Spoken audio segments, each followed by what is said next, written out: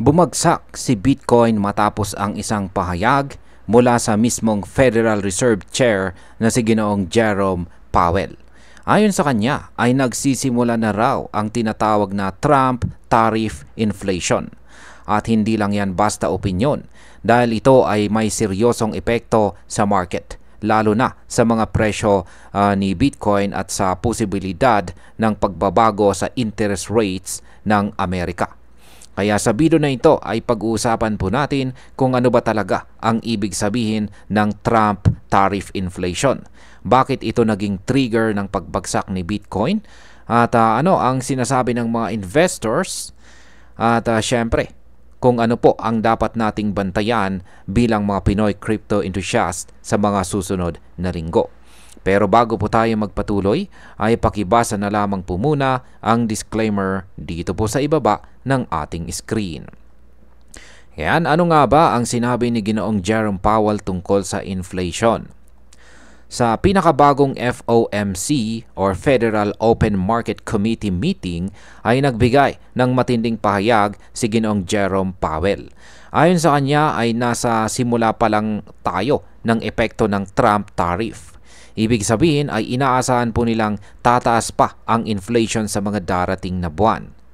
Pinaliwanag pa niya na kung matutuloy ang mga reciprocal tariff pagkatapos ng deadline sa August 1 ay lalong titindi ang epekto nito sa presyo ng mga bilihin. At dahil dito, hindi pa raw handa ang Federal Reserve na magbaba ng interest rates. Ano naman ang Trump tariff at paano ito nakakaapekto sa inflation?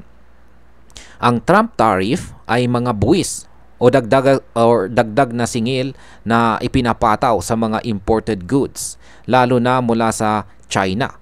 Ang layunin nito ay protektahan ang lokal na industriya ng Amerika. Pero sa kabilang banda ay nagpapataas ito ng presyo ng mga produkto. Kapag tumaas po ang presyo ng imported goods, ay ramdam ito ng mga consumers. Kaya naman tinatawag itong tariff inflation dahil ang dahilan ng pagtaas ng presyo ay hindi demand kundi epekto ng mga buwis na ito. Ngayon ay paano po ito nakakaapekto kay Bitcoin? Dahil sa pahayag na ito ay bumagsak si Bitcoin mula sa mataas na presyo nito na $117,500 pababa sa ilalim ng $116,000.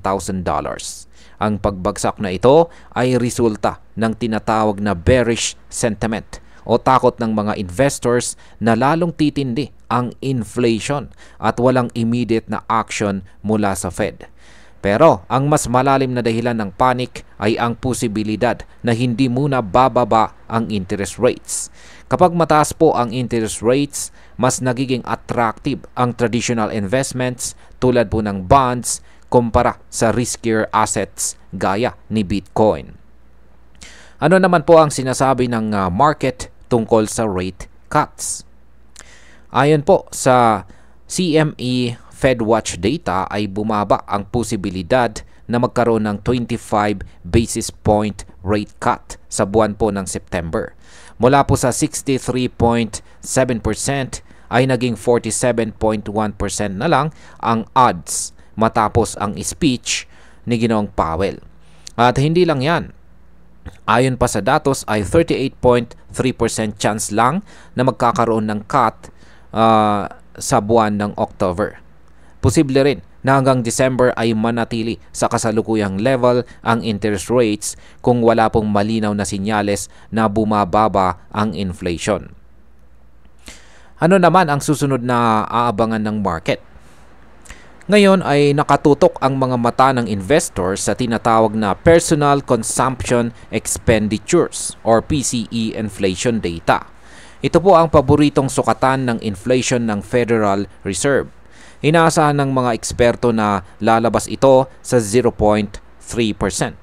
Kung mas mababa sa 0.3% ang lalabas na datos ay good news ito para sa market.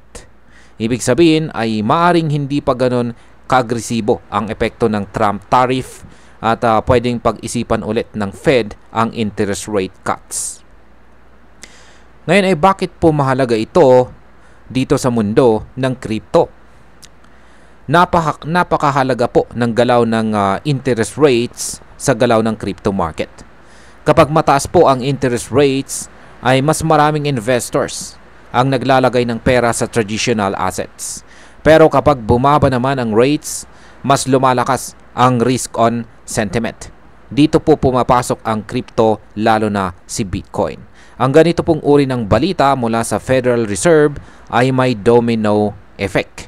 Sa simula ay bearish ito kay Bitcoin, pero depende sa susunod na mga datos, maaari ring magbago agad ang market direction.